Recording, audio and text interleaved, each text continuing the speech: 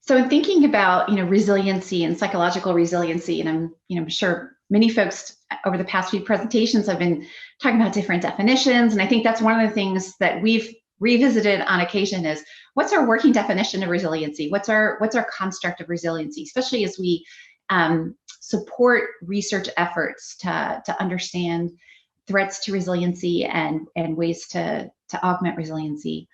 And so even within our own literature, I was looking at some of the reviews that we've supported over the past few years. There's multiple working definitions, but there's one that really stuck out to me, and that we've been working with that involves this two-armed approach of really the building into that endurance or sustainability when faced with stressors, and then recovering or bouncing back from acute stressors. So those are sort of two important facets. And so now I'm going to just step through some of the work that we're doing in research to help with supporting those angles with resiliency. So part of that is breaking it up a little bit more detail, the mission characteristics that are relevant to us from a psychological point of view and a human factors point of view. So when we think about current operations on ISS, a lot of it's familiar to us at this point. That's not to say that there aren't stressors and aren't issues that we need to still work on. But for the most part, it's a well-oiled machine.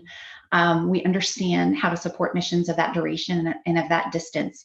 And that distance to low Earth orbit and the familiar duration in our process to date has really helped us understand how we can facilitate crew resiliency. So there's things such as, primarily real-time communication between family ground operations and the crew on orbit. In fact, they can do things like FaceTime and talk in real time for the most part. We can send crew care packages for special occasions. There's evacuation options that exist.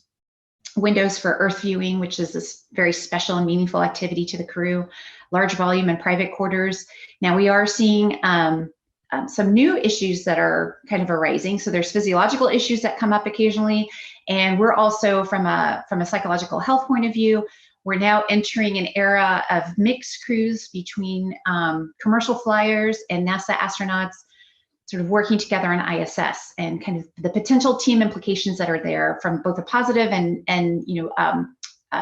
potential risk point of view. So that's some work that we have going on.